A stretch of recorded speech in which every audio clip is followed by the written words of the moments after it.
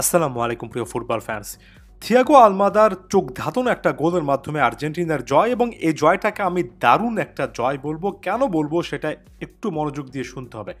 প্রথমত, এর আগেও বলেছি, আরও একবার বলছি, আর্জেন্টিনার বর্তমান সময়ে যে দলটা নিয়ে আসলে এখানে উরুগুয়ে এবং ব্রাজিলের মুখোমুখি হচ্ছে, একের পর এক ইনজুরি সমস্যা, এত কিছুর পরে আর্জেন্টিনার এই দলটা যদি দুটো ম্যাচে একেবারে ন্যূনতম অর্থাৎ একদম কম ব্যবধানও জিতে, তারপরও আমি এটাকে খুব পজিটিভলি নেব।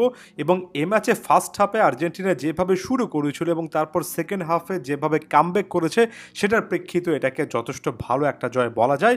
এবং ব্রাজিলের বিপক্ষে ম্যাচ অ্যানালাইসিস ভিডিওটা দেখেছেন কিনা জানি না, ভিনিসিয়াস জুনিয়র যে জায়গা থেকে গোল করেছিলেন, তারপরে বলছিলাম যে লাতিন আমেরিকার দলগুলোর বিপক্ষে খেলতে গেলে আর্জেন্টিনার ব্রাজিলের ফুটবলাররা যত বেশি ডিবক্সের বাইরে থেকে এমন টাইপের শট টার্গেট করবেন, তত বেশি তাদের জন্য ভালো হবে, তত বেশি চান্সেসগুলো ওপেন হবে। থিয়াগো আলমাদা সে চান্সেসটা নিয়েছেন একেবারে অনেক অনেক দিন, লম্বা সময় ধরে মনে রাখবেন, এমন একটা অবিশ্বাস্য গোল করেছেন। এবং হুলিয়ান আলভারেজ সেখানে পারফেক্ট একটা অ্যাসিস্ট করে আরও একটা খুবই খুবই এনার্জেটিক পারফরমেন্স দিয়ে নিজের যোগ্যতা প্রমাণ করেছেন।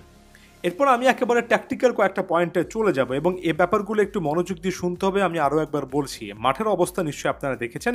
এটা এমন একটা মাঠ ছিল, এতটা এবড়ো থেবড়ো অবস্থা যে শর্ট পাসে খেলতে আর্জেন্টিনার জন্য এটা মানিয়ে নেওয়ার জন্য ভীষণ কঠিন। আনইভেন বাউন্স ছিল, বল কখনো দ্রুত আসছে, কখনো একটু লাফিয়ে আসছে। বলটা কন্ট্রোল করা আর্জেন্টাইন প্লেয়ারদের জন্য কঠিন ছিল।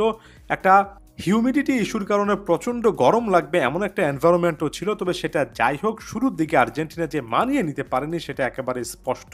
তবে সেকেন্ড হাফে এসে আর্জেন্টিনা যে জায়গা থেকে ভালো করেছে, এবং আমি ওই যে বললাম একেবারে ম্যাচের গতিপথে না গিয়ে ট্যাকটিক্যাল ভিউ পয়েন্টে চলে যাই, সেটা হচ্ছে হয় আর্জেন্টাইন প্লেয়াররা নিজেরা বুঝতে পেরেছেন, কিংবা কোচ সম্ভবত তাদেরকে ফার্স্ট হাফের পরে বলেছেন অনেক লম্বা পাস খেলার চেষ্টা না করে আলমাদা আলভারেজরা যদি একে অপরের খুব কাছাকাছি থাকেন এবং সেখান থেকে 1-to-1 খেলার চেষ্টা করেন, তাহলে হয়তোবা মাঠের এই এবড়ো থেব্রো সমস্যার জন্য যে আনইভেন বাউন্স তৈরি হচ্ছে, সেটা খুব একটা বেশি কাজে আসবে না। এই জিনিসটাই সেকেন্ড হাফে আর্জেন্টিনা অনেক ভালো করতে পেরেছে।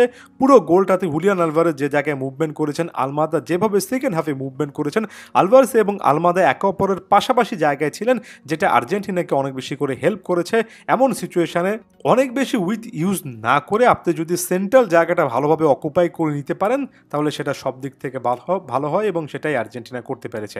আরও একটা জিনিস, লিওনেল স্কালোনিকে ট্যাকটিক্যালি খুব একটা বেশি ভালো কোচ অনেকেই বলেন না, কিন্তু এখানে মার্সেলো বিয়েলসা, যাকে কিনা ট্যাকটিক্যালি আমাদের সময়ের সবচেয়ে সেরা একজন কোচ বলা হয়, রীতিমতো কোচদের কোচ বলা হয়, তার একটা ট্যাকটিক্স কি খেয়াল করেছেন?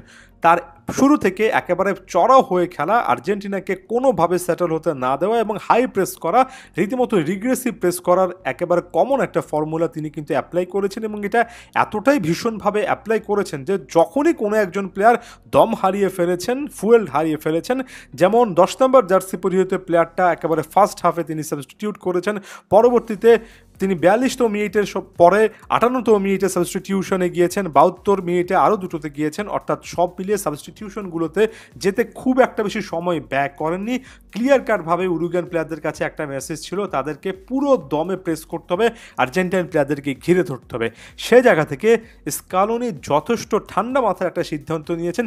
পুরো ফার্স্ট হাফ জুড়ে আর্জেন্টাইন প্লেয়াররা, এমনকি হুলিয়ান আলভারেজও অনেক বেশি করে প্রেস করছেন, প্রতিপক্ষ থেকে বল কেড়ে নেওয়ার চেষ্টা করছেন, সেটা কিন্তু খুব বেশি দেখা যায়নি। আমার কাছে মনে হয় স্কালোনি জানতেন সেকেন্ড হাফের এমন একটা সময় আসবে যখন এত বেশি প্রেস করার পরে, এত বেশি রান মেক করার পরে উরুগুয়ের প্লেয়াররা কখনো না কখনো টায়ার্ড হয়ে পড়বেন, এবং সেই সুযোগটাই আর্জেন্টিনা শেষ পর্যন্ত নেবে।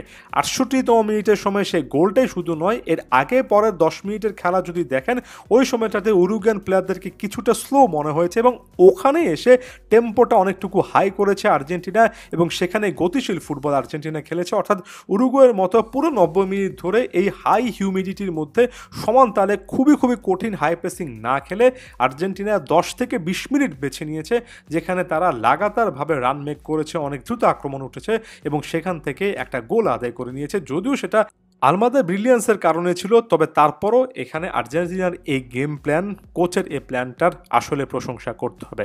আলমাদা আলভারেজের পাশাপাশি সিমিওনি তার জায়গা থেকে ভালো একটা পারফরমেন্স দিয়েছেন আমার কাছে মনে হয়। লিয়ান্দ্রো পারেদেস পরবর্তীতে গেমটা ভালোভাবে কন্ট্রোল করতে পেরেছেন। ম্যাক অ্যালিস্টারও পরিশ্রমী একটা পারফরমেন্স দিয়েছেন।